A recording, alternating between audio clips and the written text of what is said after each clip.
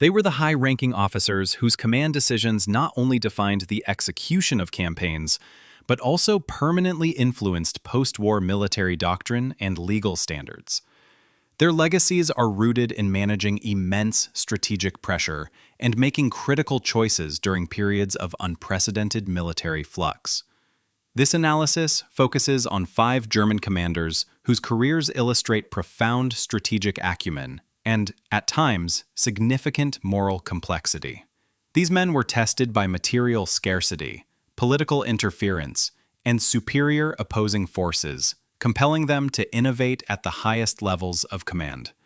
We examine the generals who mastered the art of operational efficiency under catastrophic constraints. Let's begin the countdown to the commanders whose careers offer the most compelling studies in strategic leadership. Number 5. General Oberst Erhard Raus. The general who pioneered resourceful mobility. Raus epitomizes the challenge of sustaining operations on the Eastern Front. He spent his career carving out temporary advantages, earning the recognition, the general who maintained cohesion. Raus's tactical signature was the strategic use of elastic defense, but his most innovative maneuvers addressed fundamental logistical failures.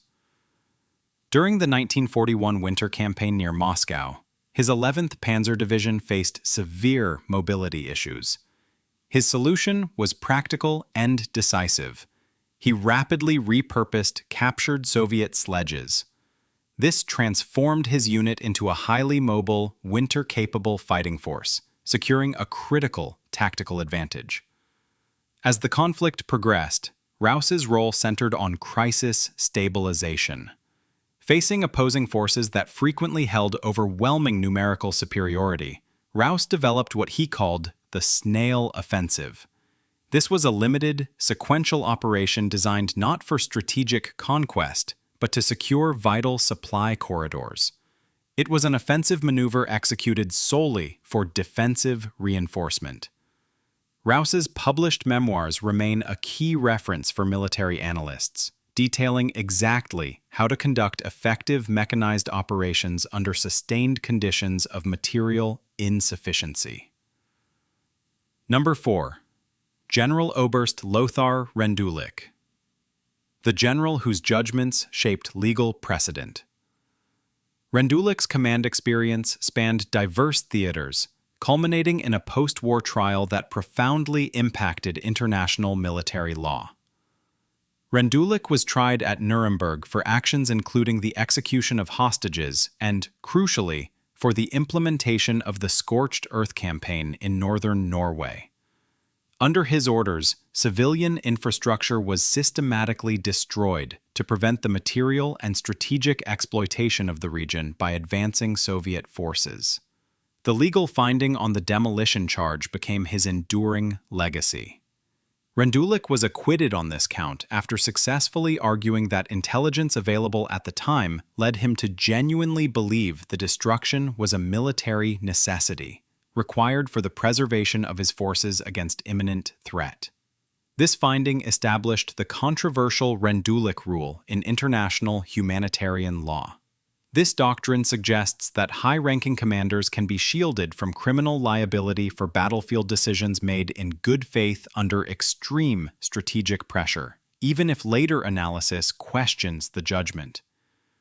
Rendulic's case therefore stands as a complex study of the intersection between military necessity and judicial accountability. Number 3. General Hermann Balck. The operational prodigy, whose discipline led to judicial review. Balck is regarded by many contemporary historians as one of the most naturally gifted operational commanders of the war. His swift ascent speaks to his unparalleled skill. Balck was a paramount practitioner of the aggressive mobile defense, focusing on the thrust and parry technique. His most spectacular demonstration occurred in Ukraine in late 1943. Commanding the 48th Panzer Corps, Balck achieved a comprehensive tactical victory despite facing a 7-to-1 disadvantage in armor, temporarily stabilizing the front. However, Balk's insistence on absolute discipline led to his most severe post-war consequence. Near the end of the conflict, he ordered the immediate execution of a subordinate officer for dereliction of duty, bypassing the formal judicial process. For this action, Balk was later tried by a German civilian court, found guilty of manslaughter, and served a prison sentence. The paradox is clear. The operational genius was held criminally accountable for a single, impulsive act of rigid command. Despite this judicial finding, Balk was later retained by the U.S. Army War College to consult for senior NATO leaders, underscoring the enduring value placed on his specific strategic insights. Number 2. General Walter Wenck, the general who subordinated orders to strategic imperative. Wenck, often noted as the youngest general of the Panzertruppe, concluded his command with a decision that remains a powerful example of ethical leadership under duress. In the final phase of the conflict, Wenck was given the order to lead the 12th Army in an impossible effort to relieve Berlin. The mission was strategically unattainable. Wenck's profound decision was to prioritize humanitarian and military reality over direct political command. He redefined his army's operational focus. He shifted its movement from an impossible offensive maneuver toward Berlin to a defensive escape corridor aimed west. This strategic reorientation was a massive humanitarian operation. Wenck is credited with providing cover for the successful movement of approximately 250,000 individuals, including military personnel, refugees, and civilians, to territories where they could surrender to Western Allied forces. His command demonstrated a decisive choice to mitigate mass suffering in the face of military defeat. Wenck maintained this principled stance after the war, refusing command of the new German Bundeswehr when the political constraints did not meet his demands for true, independent operational authority. And finally, number 1.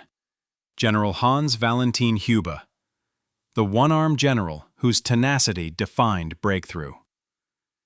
Hube possessed an extraordinary resilience, demonstrated early when he lost his left arm in World War I. His ability to lead from the front earned him the distinguished title of the Man. His commitment was evident at Stalingrad, where, after briefly being flown out, he immediately returned into the surrounded pocket to lead his forces until the final conclusion. His crowning operational achievement occurred in March 1944. Hube's entire 1st Panzer Army was completely encircled by Marshal Georgy Zhukov's forces, forming the massive Kamenets-Podolsky pocket. Against the counsel of immediate retreat, Hube executed a decisive, counterintuitive breakout to the west. He successfully extracted over 200,000 men and virtually all heavy equipment, transforming a catastrophic encirclement into a highly effective operational maneuver. This event is a classic study in modern military analysis for its application of the OODA loop theory. The ultimate irony surrounds his final moments. Hube was recognized with the diamonds to the Knight's Cross. He was returning from a conference near the High Command when his plane crashed shortly after takeoff. The man who survived the greatest operational pressures of the war died unexpectedly in an aviation accident far from the front lines. The enduring relevance of these 5 careers lies in the strategic and ethical complexity they present. Their stories provide case studies in military leadership under conditions of maximum stress. The master of defense who leveraged a loophole in international law. The tactical expert whose career was marred by an act of absolute discipline. And the commander who consciously decided to prioritize humanitarian protection. They illustrate that the ultimate test of military command often occurs during the phase of strategic decline, underscoring the profound impact of operational choices on historical outcomes. We encourage you to share your thoughts. Which commander's strategic decision, either for its ingenuity or its ethical weight, do you find the most compelling? Please leave your thoughts in the comments below, subscribe for more in-depth historical analysis, and hit that notification bell. Thank you for watching, and we will see you in the next video.